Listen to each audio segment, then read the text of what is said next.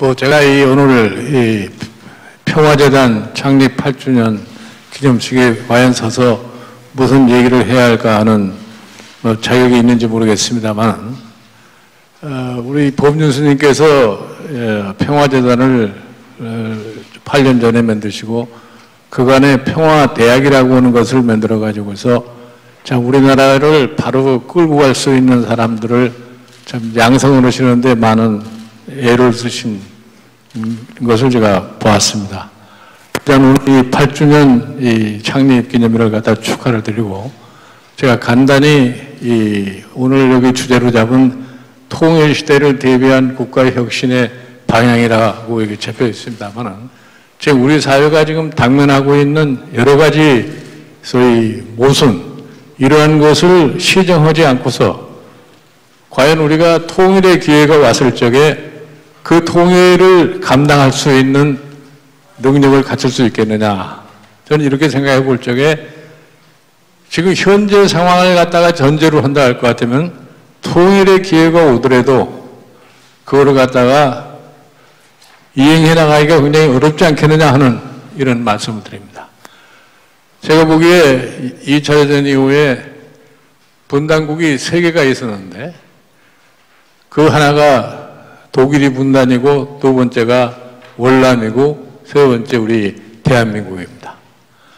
이 세 나라가 전부가 다 남에 의해서, 외세에 의해서 분단을 갖다가 겪지 않을 수가 없었는데, 독일 같은 경우에는 소위 전쟁에 패했기 때문에 분단을 일으킨 거고, 우리와 베트남 같은 데는 남의 지배를 받다가 보니까 분단이 될 수밖에 없었습니다. 그럼 일찌감치 1975년에 월남은 무력으로 인해 가지고 통일이 됐고, 1990년에 독일은 평화적인 방법으로 통일을 이룩했습니다. 우리도 역시 선례를 따른다면 평화적인 방법으로 통일을 갖다 이룩해야 되겠는데, 그 통일의 과정을 보고 같으면은 우리가 과연 독일이 평화적으로 통일을 갖다 이룩했을 것처럼 우리가 그런 준비 과정을 갖다가 겪고 있느냐. 그리고 독일 사람들은 한 번도 통일이라고 하는 얘기를, 제가 한 8년 가까이 독일에 살았습니다만은 통일이라는 얘기를 별로 들어본 적이 없어요. 그랬던 나라는 벌써 지금서부터 20년 전에 통일이 됐고, 우리는 자나깨나 우리의 소원은 통일 외쳐봤지만 지금까지 우리는 통일이 되고 있는 나라가 아닙니다. 그런데 최근에 우리의 여러 가지의 사회 경제적인 모순을 놓고 이거를 시정하자고 얘기를 합니다. 지금 우리 사회를 놓고 볼 것 같으면 이 사회 정의가 굉장히 파괴가 되어 있는 이런 상황이기 때문에 신뢰와 믿음이라는 것이 거의 없어졌어요. 이 신뢰와 믿음이 없는 나라가 과연 통일 같은 그러한 상황에 온다고 그랬을 적에 그걸 수행할 수 있겠느냐. 그러면 지금 상황을 뭐를 어떻게 했을 적에 우리가 그 준비를 할 수 있느냐를 생각해 볼 적에 어떻게든지 지금 이 갈등 구조에 쌓여 있는 이 양극화 문제를 해소를 하고 지나친 우리나라의 사회적인 갈등 문제를 해소를 하지 않으면 저는 안 된다고 봅니다. 제가 간단히 예를 들어보겠습니다만, 독일이 1953년에 헌법재판소의 판결에 의해 가지고서 공산당을 금지를 시켰어요. 그리고 1965년도에 공산당을 다시 허용을 했습니다. 공산당을 다시 허용을 갖다가 하면서 어떤 걱정을 했냐 할 것 같으면, 선거 고위 이듬해 오는 지방선거에서 혹시 공산당이 의회에 진출하지 않을까 하는 걱정을 심하게 했는데, 선거 실시 결과를 보니까 불과 한 2%도 안 되는 득표밖에 공산당이 하지를 못했어요. 즉 이러한 것이 어떻게 해서 가능하겠느냐. 사회를 갖다가 보다 정의롭고 보다 안정적으로 끌어오는 준비를 다 거쳤기 때문에 그와 같은 것이 가능했다고 봅니다. 이것이 바탕이 돼가지고서 독일의 통일의 기초를 쌓았다고 하는 브란트의 동방정책이라는 것이 이루어질 수 있었고, 그 이후에 한 20년, 15년 가까이 지나니까 독일이 통일을 갖다 이룩한 겁니다. 그럼 우리 사회가 과연 그걸 갖다가 수용할 수 있을 정도로 그러면 조화를 이루고 있느냐? 우리 현재를 볼 것 같으면 전혀 그러한 모습이 보이지 않습니다. 정부 통계에 할 것 같으면 나는 하층민이라고 하는 숫자가 45%에 육박하고 있고 또 나는 희망이 없다고 하는 사람이 그건 60%에 가까웠습니다.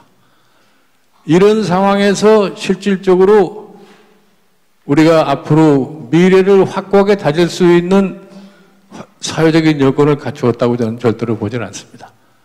최근에 이코노미스트라는 잡지가 특집을 냈는데 거기를 보면은 뭐라고 써 있냐면은 지금의 소위 이 불평등이라고 하는 것이 선진국, 신흥국 할 것 없이 이제는 이 불평등 자체가 성장을 어렵게 할지도 모르는 나는 그러한 조사를 갖다 했는데 다시 말해서 지금의 이 불평등으로 야기된 이 갈등 구조를 갖다가 해소하지 않을 것 같으면은 경제 성장도 정상적으로 할 수가 없다는 이러한 뜻인 것 같습니다.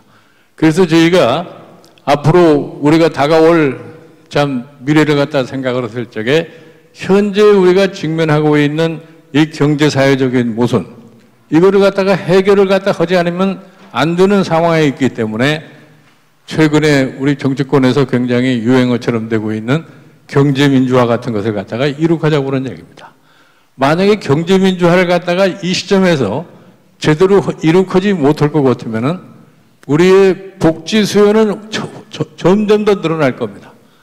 복지 수요가 늘어날 것 같으면 재정이 감당할 수 없다고 그래서 그냥 방치할 수밖에 없는 그런 상황이 이루어졌을 적에 과연 우리 사회가 정상적으로 한 발자국도 갈 수 있겠느냐는 이런 점을 저희는 냉정하게 판단을 해야 된다고 생각을 합니다.